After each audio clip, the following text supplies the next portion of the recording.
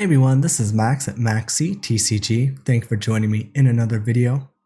So in this video, we're going to be going over the Yu-Gi-Oh! Basics Guide, getting started. It's going to be the first video in our Yu-Gi-Oh! Basics Guide series. We're just going to be covering the basics, rules of the game, understanding the different types of cards in the game and how, like the roles they play and how they function. And then we'll go over the game mat so you understand how the cards are actually played, where they go, and how they affect a little bit of the strategy. Alright, so let's jump in and get started. So what is Yu-Gi-Oh! Trading card game? In Yu-Gi-Oh! Two players engage in a duel using a variety of monsters, spells, and trap cards to defeat their opponent's monsters and reduce their LP life points from 8,000 to 0. In this guide, we'll focus on playing a single game known as a duel, which ends when one player emerges victorious or when the game ends in a draw. Official games are subject to a set time limit and are played in sets of 3, which are referred to as a match. The winner of the best 2 out of 3 is the victor. For a more detailed guide, please refer to my How to Play Modern Yu-Gi-Oh! Rulebook. Alright, so just to cover a few basic parts of this, if you ever watched the show as a kid, they started with 2,000 life points, then went to 4,000, they never really played with 8,000.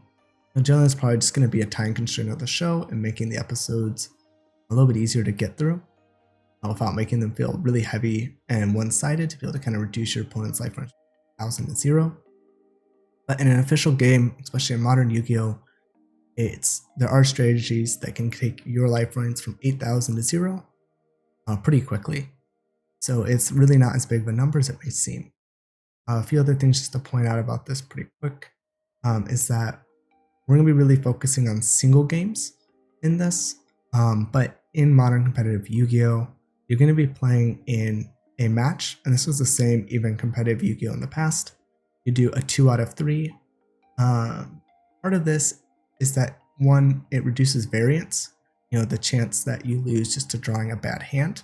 If you get multiple games, you get a better chance to open up better cards the more you play. Now, it doesn't mean that a best of 1 isn't competitive, but that, the more games you play, just generally the more chance that will get removed. The other aspect to it is there's a strategic side to it where you get to take cards in and out of your deck when you go into game 2 and 3 in a match against your opponent, so you can better adjust your strategy to what your opponent's facing, either making it so you have a better chance against a certain type of strategy that you're weak to, or to kind of cater your deck towards something that's very popular in the game. But we'll kind of cover all of these in a little bit more detail in the Modern Yu-Gi-Oh! Rulebook. There'll even be a complete section of this kind of getting into competitive Yu-Gi-Oh! Series just on side decking alone. So we'll kind of get way more into depth with that later on. And games are also played with a time limit in a tournament environment. I really wouldn't worry about that when getting started. Just focus on playing a single game at your own speed just to understand it. And I wouldn't really worry about time at all until you consider maybe going to a tournament and just getting the hang of it then. Alright, so next we have the sample duel summary. Just kind of go over who this guide is aimed at. This guide is aimed at introducing new players to the basics of Yu-Gi-Oh! And will cover the game's most fundamental mechanics and showcase the strategic thought process and the moves made by 2 prominent characters, Yugi Moto and Seto Kaiba, in a mock duel. While this mock duel utilizes older cards at a slower pace than modern Yu-Gi-Oh!, it should still provide players with a clear understanding of the flow of the game. This is a central foundation for new players who may have never encountered the game before or watched the show as a kid but never learned the rules of the game. Alright, so next we're going to look at the different types of cards in the game. There's 3 main types of cards. We're going to kind of understand how they work from a big picture perspective and somewhat of a technical perspective. So first we have monster cards. So monsters are your main force. Players will take turns summoning monsters, either using them to defend against or attack their opponent's monsters. If the other player does not have monsters, you can attack your opponent's LP life points directly. Monsters can be summoned in 6 main ways. You can normal summon, normal set, tribute summon, tribute set, flip summon, and special summon. In the next section, we will visually demonstrate how each of these summoning mechanics will work with a description. And then I'm not going to say this every time it comes up in the guide, but there will be more detailed breakdowns of these in my Modern Yu-Gi-Oh! Rulebook, and sections that are more complex than that will get their own kind of section of the series for getting into competitive play. So next we have spell cards. Spells are the most proactive cards that you can use on your turn to gain advantage in resources or win in battles against your opponent. So traps are mostly reactive cards that you use on your opponent's turn. They must be set face down for a turn before using them. These cards are good at interacting with your opponent's plays, limiting what they can do. So again, monsters are your main force that you use to battle.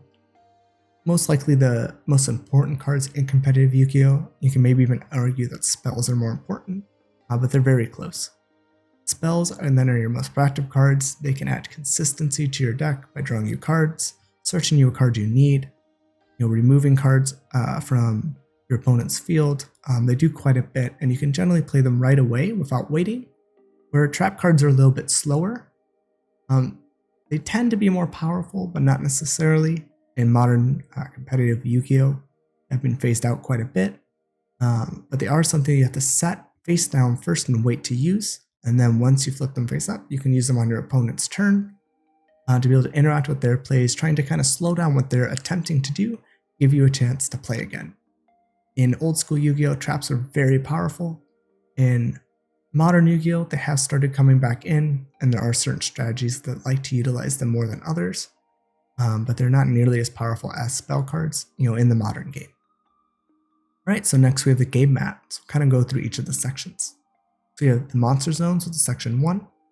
Section 2 is your spell and trap zones. Section 3 is your graveyard. Section 4 is your main deck. Section 5 is your field spell zone. Section 6 is the extra deck zone. Section 7 is the extra monster zone. We'll just kind of go through these in order, and then I'll add a little bit more detail once we get through all of them. So section 1, this is where you summon your monster cards to. You get 5 zones to work with in your main monster zone. Section 2 is your spell and trap zones. This is where you activate and set spells and trap cards. You get 5 zones in here to work with, and I'll explain why these have a different symbol once we get through the rest of the explanations. So section 3 is your graveyard. So this is where monsters go that are destroyed and spell and trap cards that have activated their effects. Will go once they're used, they go to the grave. Section 4 is your main deck zone. This is your main resource that you use to draw and play out of. The field spell zone. This is a certain type of spell card that affects the whole field. When they're activated, they'll go to this zone and stay there, unless they're removed from the field by your opponent's card effect. And section 6 is the extra deck zone. These are special types of monsters that don't go in your main deck. It's a very unique part to Yu-Gi-Oh! And section 7 is the extra monster zone. So certain monsters get summoned from the extra deck to this zone. Right, so just kind of go through a few things with this. So you have your main monster zones. Certain strategies will summon monsters to every single zone. They're very summon heavy. Other strategies focus on maybe a few monsters. Some will focus on 1 or 2 monsters, and that's it. And they try to protect that monster. Section 2 is your spell and trap zones. So a lot of strategies will pretty much always use spell and trap cards to try to get resources and improve what their deck can do. But certain strategies are very spell heavy. Some strategies are very trap heavy. So they'll just set 5 cards, and that's what they do. And they try to really suffocate your opponent. So different strategies will utilize these zones differently. The reason why these zones here in the spell and trap section have these little symbols on it is because as the game has developed, they've made it more complex, and added different types of cards to the game. And one thing they did is they've made cards that are like half trap and half monster. And they've also made cards that are half monster and half spell. So there are certain types of monster cards that you can actually activate in your spell and trap zone, and they give you a certain type of benefit for playing it. And we'll go over these cards in the modern competitive rulebook called pendulum monsters. They're a certain type of, extra deck summoning mechanic that are part of section 6, and we'll kind of dive more in depth when we get into those there. So section 3 is your graveyard. Now the graveyard is a really vital part of modern Yu-Gi-Oh! Most strategies will use it, and being able to either not rely on the graveyard so heavily or be able to prevent your opponent from utilizing cards in their graveyard can be a huge advantage in modern Yu-Gi-Oh! And some people even call the graveyard your second deck, because you could utilize so many cards in your graveyard to gain advantage and summon monsters and put pressure on your opponent. Section 4 is your main deck zone. So the main deck's interesting because originally it only had a minimum count, not a maximum count. But due to an event, I believe in Germany, two duelists came with a deck that was 2,000 cards and was impossible to shuffle. So they did eventually make the maximum count 60 cards. Now usually you want to stay between 40, or close to 40 at least. That way you can be able to get to the cards that you want to see more consistently. But there are reasons to play more than 40 and even up to 60. We'll go through those in later guides and we'll get into deck building. We'll cover the more modern aspect of that. Section 5 is field spell zone. So I mentioned there's different types of spells and trap cards in the game. A field spell is one of them that actually gets its own zone on the field. It's something that will affect the entire field, usually all the monsters on it. They tend to only affect your side of the field in modern competitive Yu-Gi-Oh, but in old school Yu-Gi-Oh, they generally affected both fields for both types of monsters. But that's partly due to some rules changes that we'll get into at a later point when going over the rulebook. These cards are very powerful. Sometimes they can add monsters from your deck to your hand. They can have effects that activate on the field when certain conditions are met. They can give attack bonuses, so they can do quite a few things, and they're very powerful in modern competitive Yu-Gi-Oh! And then next we have the extra deck zone. So this is where you would put your extra deck. There is a limit on how many cards you can use, but they're pretty much a resource that you can get into from using cards in your main deck, but you don't need to draw into them. So this can be like a really big part of the game and allow you to get into cards that don't require as much variance.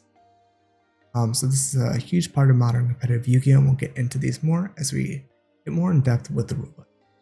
And then section 7 is the extra monster zone. So certain monsters from your extra deck will be summoned to this zone, especially in recent years, like probably the last 4-6 years.